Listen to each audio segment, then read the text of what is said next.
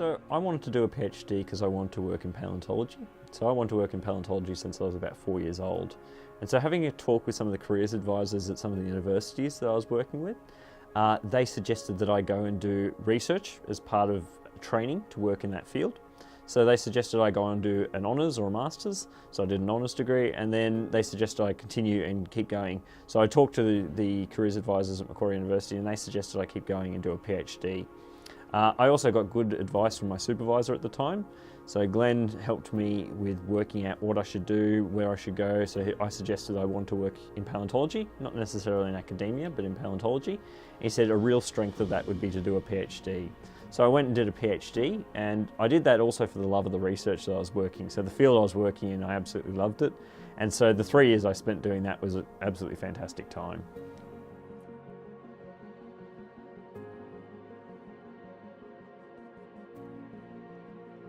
Sure, so my career aspirations before my PhD candidacy and after it were slightly different. So I came into my candidacy thinking that I might want to move into academia or into other areas, maybe into private research or into even government research. And I had a real research focus with it. I was quite keen to do research. But then out of my PhD, I found that I really enjoyed working with collections of fossils, particularly managing those collections.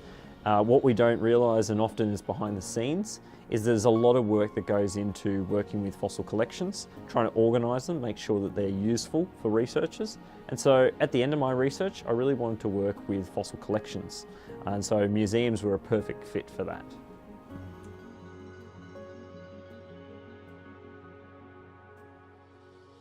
Working in museums, you're right, is very, very difficult. And so getting into museums requires either a lot of volunteer work. So I've known people who've done awful lots of volunteer work to get into museums. They'll do 2 or 3 years worth of volunteer work. And they often will do that alongside something like a PhD. I was slightly different. So I worked at Macquarie University doing my PhD full time. And then at the end of that, I went and actually got a job. I was lucky, I got a job straight out of my PhD working in a museum up in northwest Queensland. It was a remote and rural museum, so it was difficult to work at. So it wasn't seen as a top tier museum to work at, but that was a good thing because it means that I could get my foot in the door working in museums and get to know people that were working in the museum. So I was quite strategic in that way. Living out there was difficult, of course, but it meant that I could have that experience that I then could translate into working in a museum. I also worked at a university for a little while as well as a technical officer. And as part of that, I worked in the collections at the university as well. And I focused particularly on their fossil and geology collections. So that gave me also more experience that I could translate into a museum context.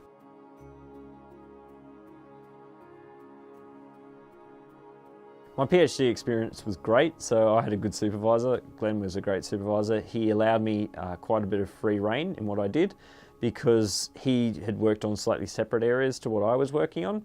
So that difference allowed us to keep both separate in terms of what we were doing, but also collaborate on some of the aspects that, at least learning how to do research as a higher degree research student, you need somebody like a good supervisor to train you in those areas quite well.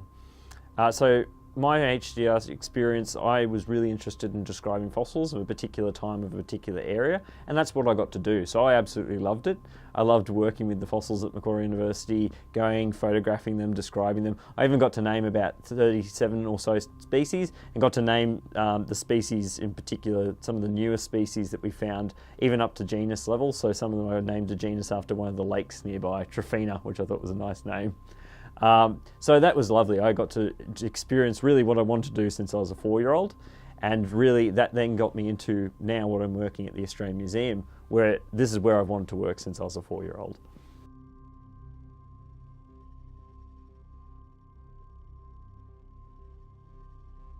I wish when I'd started that I'd known when I was just started doing my PhD, I wish I'd known that, that you could move into non-academic fields. So one of the things that you get told as a PhD student quite often is that if you don't move into academia, you're effectively a failure.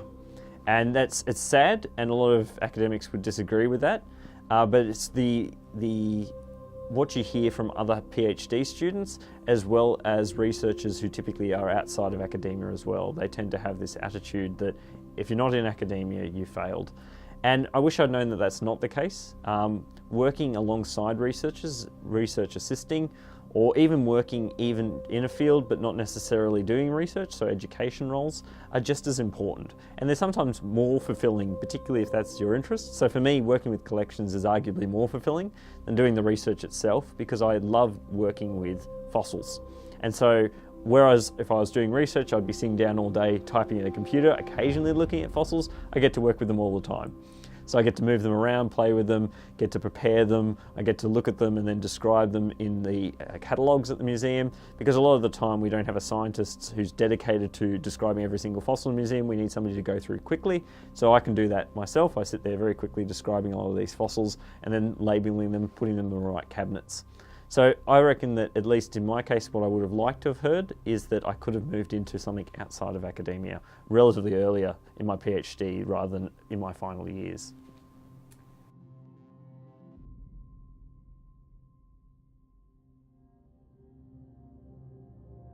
I would give the advice that you don't necessarily need to move into academia. So working in museums has shown me that researchers need assistance from those working outside of research directly. And also, if you do enjoy your research, that doesn't necessarily mean if you're outside of academia that you just have to stop it completely. So I do bits and pieces of research myself, as well as assisting researchers. And so you can do that alongside your work as well. A lot of the time, particularly working in institutes like the Australian Museum, so where I currently work, you work alongside researchers who are quite keen to have you involved with their research. So don't think that academia is the only route to take, that you can go through many other different routes. I'd also suggest looking into these areas before you start your PhD as well, and seeing how a PhD would help you out. In my field, so in paleontology, it's very important that I have a PhD, because it means that I understand what researchers need when they need to access our collections. But in some areas, for example, in water management or environmental management, they don't necessarily need that. And so maybe having a look at what people in those jobs do, volunteering, or even just talking to those people, talking to the careers advisor at the universities as well, that's extremely important.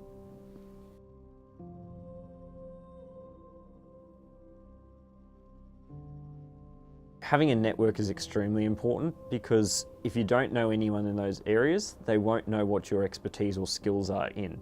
Sometimes people can pick up skills or expertise through knowing a person much better than they can just reading a blank bit of paper or CV. It's very difficult to communicate what your specialities are in just a few lines on a cover letter or in selection criteria. So getting to know these people in these areas, particularly where you want to work, is extremely important. I did so through things like LinkedIn, and used other programs like, for example, the university's careers advisor as well, to point me in directions that would be useful. And using those direct lines of communication, I was able to talk to people that worked at those institutions and sort of get a feel for what it's like to work there beforehand. So with my current job, I had actually heard about it well before it was advertised and knew that it was coming out, and I was actually even recommended it before it was advertised. And that's again through things like LinkedIn. So it's a good idea to get a network up and going. Be strategic with it, but also be honest and open with it too. People can tell very quickly when you're not being honest, and so it's a good idea to be open and honest with these things. If you find a door closes, leave it closed, move on to the next one.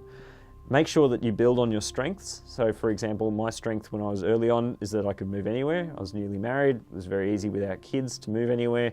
Now, however, my wife is trying to start a career herself, so I've tried to sort of move my job towards having somewhere that was a stable job and a stable career.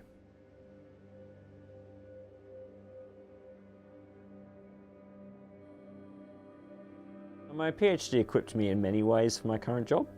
So working with fossils was one of them, obviously, that's an obvious one, but there's also smaller things. So research, for example, understanding how, for example, things are done in research. So in taxonomy, for example, with paleontology, you'll see that often names will be placed after species names and things like this. That ordering is very, very important for researchers.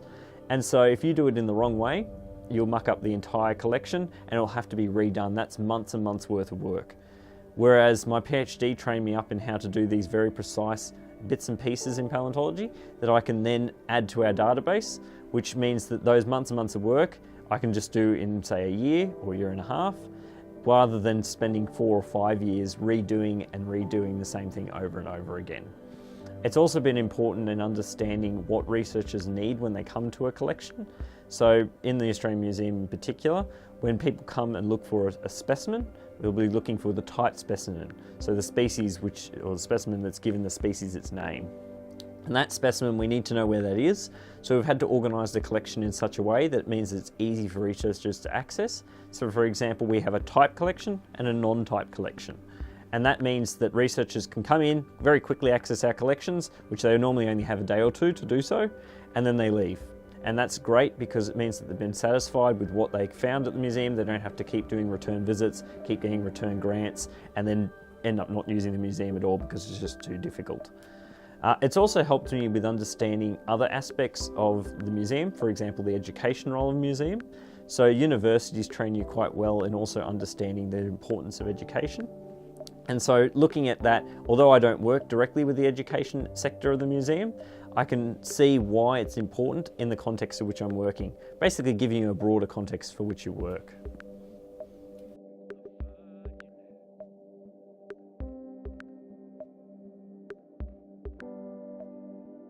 I'd like to move into working more with collections. So here at the Australian Museum, the paleontology collection's starting to be built up again after we only had very few people working in the department for a number of years.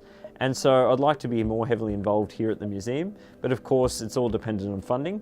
I'd like to, however, continue working in museums, so potentially moving overseas, so potentially moving to one of the larger museums in London or in Ireland or North America, and working there in their collections as a collections officer, potentially one day as a curator as well.